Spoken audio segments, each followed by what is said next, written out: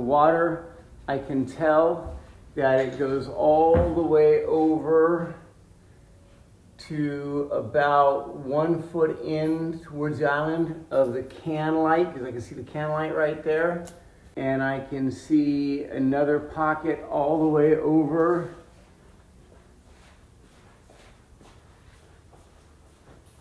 about 1 foot left of the HVAC duct, and another blob in the middle.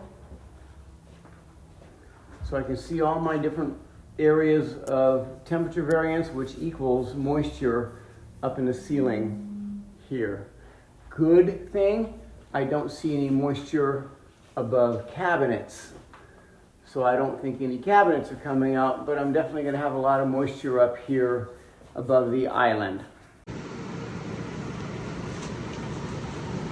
We've got all 4 of our fans set up on top of the kitchen island, drying the area above. We've removed all the drywall ceiling, got plastic up top in the attic, containment is up.